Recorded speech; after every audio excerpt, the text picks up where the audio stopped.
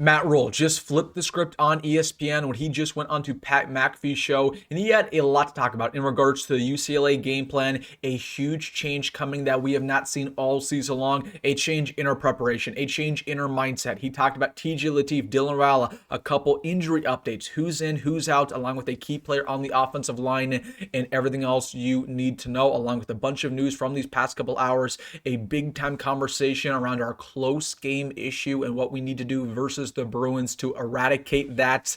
A couple recruiting updates here and there, my reaction to a certain coach coming back next season, what that means for the Huskers, whether or not that's a good move at all, and then my preview of every single Big Ten game and their implications toward the Big Reds. So really quick, this is a loaded, jam-packed update. Hey, if you're having a good day, I know I am, hit that like button. And also, if you're a diehard Nebraska fan and you're not subscribed, what are you waiting for? For daily contact with Huskers, it's a no-brainer. Take 2 seconds, join the family, hit that subscribe button. Thank you so much. But without further ado, we have a lot to talk about. I want to get things started with Matt Rhule on the Pat McAfee show on ESPN because he had a lot to discuss. Then we'll get to all the news from today. But starting off with Matt Rhule, I feel like there's been a misconception all week long. This game ahead of UCLA, it doesn't really matter. We're already 6-3. We've already made a bowl game. We're no longer in the college football playoff race. We have a backup quarterback. And I feel like a lot of Nebraska fans, we just expect Nebraska to be very conservative, Mar, because we've been conservative all season long. We were conservative versus USC when we kicked a field goal on 4th down and 1. We missed it, and that pretty much ruined the ball game. We were conservative versus Michigan. We were conservative, way too conservative versus Minnesota. We were conservative versus Cincinnati. So you go down the line, Nebraska, at least with Matt Rhule, at least this season, and with Dylan Raiola, we've been way too conservative. So you think that would be the case tomorrow against a very flawed UCLA team. However, what Matt Rhule had to say on the Pat McAfee show, what he had to say on his podcast, was the complete opposite. For the first time all year long, Nebraska is going to play with house money. What you could expect tomorrow at 8 o'clock Central, very late kickoff, Nebraska is going to be incredibly aggressive because we're going to match UCLA's energy. We know that UCLA, they're in a very similar situation. Not exactly the same, but they have an interim head coach. They have interim coordinators, interim coaches everywhere. They're also playing with house money. They're also playing completely aggressive. You're going to see a lot of fake punts, a lot of trickeration, everything. And Nebraska is going to do the exact same thing because we know that we want to win. Absolutely. We know we can still make a run this season. We could still win 10 games if we win out. That would be a great step in the right direction for the Huskers. And UCLA, they know they can still make a bowl game. Now, the only way that you can beat UCLA is by matching their energy, by being aggressive ourselves. So we know that we're playing with the backup quarterback who, at times with freshmen, I told you guys this earlier in the week, I think Dylan Raiola, just with how smart he is, he's way too conservative. So Dylan Raiola would never throw up, a jump ball to Dane, which is Dane's best ability. Dane can go up and moss somebody. We never saw that this year because Dylan Raiola just never gave his receivers opportunities to make plays. You're going to see that tomorrow with TJ Lateef. He's going to throw some balls in harm's way, but it's going to allow his wide receivers to elevate the offense and go up and get those jump balls, right? You're going to see, again, a lot of deep shots. You're going to see us dialing up the blitz on defense. You're going to see some trick plays of our own, along with UCLA also having trick plays. We're going to go for a lot on 4th down. I expect that, even we might be on midfield and we'll go for it on 4th down. So again, it's going to be smart. It's going to be controlled football, but we're also going to be incredibly aggressive because, when you're playing a team like UCLA, and they have a lot of talent. They're not coached very well, but again, they have talent on offense and defense. They have a great quarterback. When you go into a road environment on the West Coast, you're a little bit jet lagged. It's a night game, and they're playing super aggressive, and they're rested up, and you're playing super conservative with a backup quarterback. That's how you lose. That's how you lose. You lose against UCLA by being conservative, by keeping TJ on a leash, by having a limited offense, and then UCLA can do whatever they want. In order to beat UCLA, we have got to let everything go, put all their chips on the table, and say we're all in. And that's not only how you beat UCLA, that's how you blow them out. So I was incredibly happy to hear that from Matt Rhule to say, you know what, we're going to be aggressive. We're going to pull all the stops. We want to win this ball game. We're not going to be reckless, right? Just because I think there's a misconception a lot within the fan base. Just because you're aggressive doesn't mean you're reckless. Going forward on 4th down does not mean you're being reckless. It means you're being smart a lot of times, right? Again, I think what we did that was reckless was kicking a field goal on 4th down and 1 versus USC. That was reckless. Okay, that was being stupid because that was not a high percentage play. It would have been a higher percentage play to give it to Emmett Johnson, one of the best running backs in America, and continue the drive. So Matt Rhule, he's addressed his flaws. He said, you know what? We got nothing to lose. If we lose out this season and we go 6-6, we can blame it on having a backup quarterback and we'll be just fine. But if we win out and we're aggressive in that manner, we might have a brand new quarterback next year in TJ. We could see what he does. We're not going to see TJ's full potential by just keeping him on a leash. We're going to see TJ's full potential by unleashing the entire offense, by having no guardrails, by not treating him, like he's handicapped. Okay, that's how you see TJ's true colors. So we're going to have an incredibly aggressive game plan tomorrow on offense, defense. We're going to go out there and try to play spoiler. They're going to try to do the exact same thing, and let's see what happens versus UCLA. But expect a very aggressive game plan. That's what's been talked about all week long by Matt Rhule. Also, I want to talk about this because I thought this was interesting. I was thinking about this a lot last night. I'm sick and tired of Nebraska having close games. Are you sick and tired of that too? Because I feel like a lot of Nebraska fans, while we're not incredibly ecstatic with this season, we're still 6-3. I think a lot of Nebraska fans genuinely feel like we're on an upper trajectory. But I was rewatching some of our games last night. I was rewatching Michigan State. I was rewatching Northwestern. I was rewatching Maryland. And I'm sitting here and I'm watching our games. And I'm like, oh my goodness. This does not look like a 6-3 football team. This looks worse. I am really, really sick and tired of Nebraska being in these close games against bad teams. I'm tired of it. And UCLA is a bad team. And there are no excuses tomorrow. I told you guys that while we're still playing with house money, there are no excuses. You have to win. You have to win. Because a quarterback doesn't change your game plan entirely, especially with him, with TJ, who is incredibly talented, almost as talented as Dylan. Okay, you can still win games despite having a true freshman quarterback in there. I am sick and tired of Nebraska playing down to the opponents, especially on the road. I need Nebraska not only to win tomorrow, I need them to win big. Because if you're telling me, if we go to the offseason and you tell me every single game we won this year against a Power 4 team was a close game, I'm going to tell you, wow, we really weren't as good as what we're hyping us up to be. The fact that we played a close game versus Michigan State still leaves a bad taste in my mouth. Michigan State is awful. They're one of the worst teams in America. Aiden Childs just got benched last week. Jonathan Smith's about to get fired, and we almost lost to them.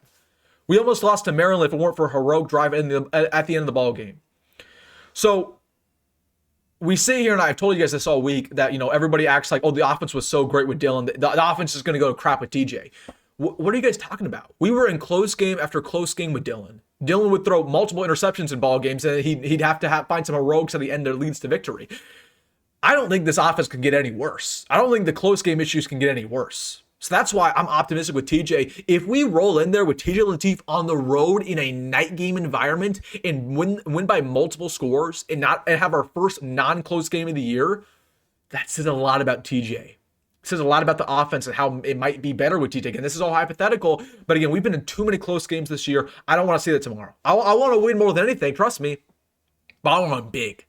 And I want to shut up the narrative, and I want to give TJ an opportunity to succeed, and hopefully he can prove himself, going into Penn State, going into Iowa, and we have a real quarterback battle in 2026, which I think is our best outcome. The best thing I want for this program is for TJ to ball out, for Dylan to stay here and not, take money elsewhere. I don't want TJ to take money elsewhere, and I want a real non-biased quarterback battle in 2026. That's what I want. And that starts tomorrow if TJ goes out there and balls out. So we'll see. But we're going to have an aggressive game plan. I don't want to see a close ball game at all. I want to see us absolutely blow out UCLA, and I do believe it's a possibility. And then getting to a couple injury updates, we know that Dylan Raiola, of course, had his surgery 2 days ago in New York City. He posted this on his Instagram. He said he's all good. The road back starts now. So again, you can see Dylan Raiola, he's in good spirits. I don't know if you guys have saw this picture or not, but again, the expectation around Dylan is that he's going to be back likely in about, I'd say, 10 to 12 weeks. Again, there's going to be, we'll see how he progresses, right? He's not going to be back by February. He's going to miss probably the entirety of winter conditioning, and we'll see if he's back by spring ball. But again, Dylan Raiola should be ready to go at least. He'll be fine going in the summer, right? So hopefully, again, it's a good rehab for Dylan because it all starts now. As for Gunnar Tula, he also had surgery, and Gunnar's fine. He'll be back in only a couple weeks. Honestly, Gunnar might be back by the bowl game. I doubt it. Now, they'll probably shut him down for the year, but Gunnar, his injury was not that severe. He probably shouldn't have had surgery, but they said, we're not going to risk it. But Gunnar will be good going into next year. As for a couple injury updates that are in regards to our game tomorrow, Elijah Pritchett will play. He traveled with the team. He will be completely good. They'll treat him like he's questionable, but he will sit up versus the Bruins. Dawson Merritt, he's expected to be full go. He missed last game versus USC along with Quinn and Ives. So there are pretty much no injuries to my knowledge. We're pretty healthy, which is, it's kind of crazy because we're going to our 10th game of the year. We have a bye week next week. We're relatively healthy. I know that Dylan just went down for the year, but other than that, and Gunner's out. Okay, Gunner's out too, but for the most part, it's not like a lot of our guys are really severely banged up, right? So we'll be pretty much full go versus UCLA, except for, of course, our starting quarterback.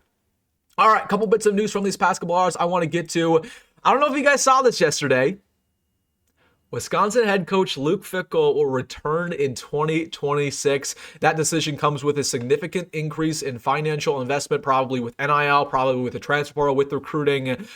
Wow, I mean, I'm shocked. I'm not going to lie with you guys because Wisconsin is so bad this year. I mean, they're playing some of these teams close, but they remind me a lot of, Scott Frost in 2021, where, yeah, they're playing these teams close, but again, you got to win. And they're going to go 2-10 this season. So Luke Fickell, he'll return. And again, they're going to have a boost in NIL. They're going to have a boost in the portal. It's not going to do anything, right? You're not going to have a better recruiting class because, yeah, you might have money to spend, but these recruits aren't dumb. And they're going to look at the results and they'll say, why am I going to commit to a coach who's probably not going to be here in 2 years? He just went 2-10. It's the same deal with the portal players. So Fickell, it's a sinking ship. It doesn't matter how much money they have in the program. They don't have any money. I mean, they might add a couple extra million, but still, that's not going to be competitive against teams like Nebraska or USC or even Illinois. So Nebraska, I don't believe we play Wisconsin next year. I wish we did, honestly. But it's crazy that he's returning because that's a horrific decision. I will say this: the only reason why it's not the worst decision in the world, even though Luke Fickell, I believe, is a flawed coach and is not working at Wisconsin. He might work elsewhere, but he's definitely not working there. The reason why it's not the worst decision in the world is because right now there's so many head coaching vacancies. Who are all these programs going to hire? And that's why I told you guys a couple weeks ago when everybody wanted Matt Rhule fired after we lost to Minnesota. I said, okay, you can think that, but who else are we going to hire? Because it's not like we're going to pull a rabbit out of our hat and get the best coach of all time. We're going to get some C-tier head coach, right? If Wisconsin were to fire Luke Fickell, who are they going to get? They're going to get a nobody. Okay, there's just not many good coaches right now who are available. Like even, I believe LSU's going to struggle getting a good head coach. I think it's going to be the same deal with Penn State, same deal with Florida, same deal with Auburn. Okay, and what's going to happen now in the modern day college football is either these programs are going to hire coaches who aren't qualified, who are just coordinators, or they're going to just poach somebody from a decent university and pay a lot of big time dollars to get somebody big time, and then they'll fire him, in a couple of years, and they'll pay this crazy buyout. So that's the only reason why I think it's a good decision. They kept Fickell, but overall, terrible decision. I think he's one of the worst coaches in college football. And again, I'm not mad about it because I like to see Wisconsin struggle because, again, that's a program that's been so good for so long, and they've given Nebraska some troubles. Couple recruiting updates. I tweeted this out. Demitrius Hughes, of course, Nebraska was going after. He just flipped to Syracuse, and yet he's visiting Miami this weekend. And now, granted, he's from Miami. I believe Miami actually is playing Syracuse, so that might be the reason why he's visiting. But I tweeted this out. I said, maybe Nebraska dodged a bullet here. Maybe we dodged a bullet here to Demitrius Hughes. I mean, if he's visiting other schools, despite playing his new commitment school, if he's visiting other schools a couple days after he commits, maybe we dodged the ball. Maybe he's in for the money rather than actually playing and developing and going to the NFL, right? So I think we dodged the ball there with Demitrius. And also, I saw this on Twitter. I wanted to mention this. There's a couple of Nebraska fans who are from Texas who go to all these recruits games, like whether it's a Tay Ellis, there are a couple of running backs in Texas, couple, DBs, couple, D linemen, and they go to all of their games and they have signs for these recruits and they say, Nebraska's where you belong. So shout out to these fans. They supported Tay Ellis and they also supported Jerry Outhouse, who's a 4-star corner who I'm really high on in the class of 27. But again, Jerry Outhouse, there's a good chance that Nebraska could potentially land him. Especially with that fan sport. But we should just start sending fans all over the country. We should that's what Matt Rhule should literally do. Say, hey, fans in New Jersey, go to a certain high school recruits game and wear Nebraska gear, have signs. I feel like that would, that's not going to make them commit, but that's definitely going to leave a positive impression in their mind. Hey, I'm just saying. If you go to any recruits games, wherever you live in California, Arizona, wear some Nebraska gear. You never know if, whatever game you're going to maybe has a Nebraska recruit in there who we need to land. But I thought that was pretty interesting. All right, let's go over every single Big Ten game tomorrow and their implications toward Nebraska. We get things going tonight. USC versus Northwestern. Now, honestly, this is kind of interesting to me. I know Nebraska beat Northwestern. We lost to USC, but I think there's a chance that Northwestern gives them a little bit of a ball game. We know that Northwestern is incredibly disciplined. They don't have a lot of talent compared to USC, but again, they're going to stick around this ball game. That's what they always do. So I honestly think this is going to be pretty good television. I'm going to be watching this game. Now, is Northwestern going to pull the upset? Absolutely not. But I don't believe USC is that good. That's why I was so mad when we lost to USC, because USC is not a playoff team. I think what it's also now, they should probably go 8-4 with their talent level, with their execution. And I think Northwestern is going to keep it a little bit close. They're definitely going to keep it respectable. Penn State, Indiana. This reminds me of that one game in COVID when Michael Penix had that one play where in overtime where he extended his arm and he got the touchdown at the very end. That was a very controversial call, but it's crazy how things have changed since then, right? And Penn State's obviously completely fallen off the map. Indiana's one of the best teams in America. I do believe Indiana's going to probably run all over Penn State, probably win by at least 21 or 28, but I think Penn State's going to keep it at least competitive at the first quarter. Ohio State plays Purdue. Hey, man, Purdue kept it close versus Michigan last week. Nah, Ohio State's going to win big. Ohio State's going to win big. Honestly, this is the game of the week in the Big Ten. There are a lot of people who think Iowa's going to be Oregon.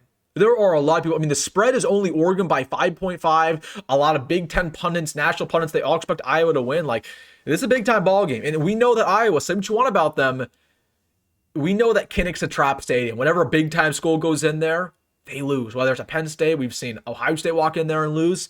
I don't know, man. It's going to be fun. I do think Oregon wins because Oregon, they can't afford to lose. They can't afford to go 10-2 this year. They gotta win out pretty much to get that bye in the college football playoff that they're looking for. So I do expect Oregon to win. I don't think Iowa's that great of a team. I know there's been a lot of hype around Iowa in the playoff talk. Like, that's not going to happen. But I do think it's going to be competitive. I do think it's going to live up to the hype at least a little bit. Got Washington versus Wisconsin. We'll see how close Wisconsin keeps it, especially after the news that Luke Fickell's staying. But Washington, they have so much firepower, man. Washington, honestly, if you just enjoy high-powered offense with a good quarterback, a good running back, and Jonah Coleman, again, Damon Williams, who I'm super high on. Like I told you guys earlier, I said I would trade Dylan Riley for Damon Williams. Not because Dylan Riley's a bad quarterback, but because Damon Williams is special. So I'm watching that game just a little bit, but Washington, they're a fun team to watch. And then other than that, going on to all the rest of the games tomorrow. Anything notable? I mean, we got BYU, Texas Tech, which I might watch a little bit. I can't watch it because YouTube TV doesn't have ESPN right now. Actually, I have Signal. Never mind. I can watch that game. I'll watch that a little bit. We got Texas A&M, Missouri. Texas A&M, that's another fun team to watch with Marcel Reed. They'll probably win that one.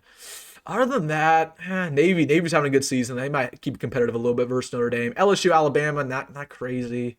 It's not the greatest day of football, but we have the privilege of waiting all day tomorrow. We're going to be mulling over our game. We're going to be a little bit nervous for our game, but we get to watch all these other games, and then we get to enjoy ours at 8 o'clock Central. So it's going to be a fun one. Nebraska fans, I mean, we're going to take over UCLA tomorrow. We're going to take it over. There's going to be at least, I'd say the very minimum, we're going to have 20,000 fans there.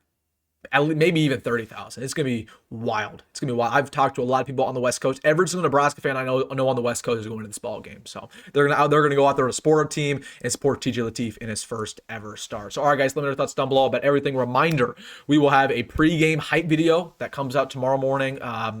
Probably around 8 o'clock. And then we'll have our post-game live stream at pretty much midnight, right when the game ends. We'll be live. And so be here right when the game's over versus UCLA. We will be live on the channel. All right, guys, let me know your thoughts down below. Hit the like button and subscribe. As always, folks, go with Grad, go Met Rhule, and I will see you tomorrow.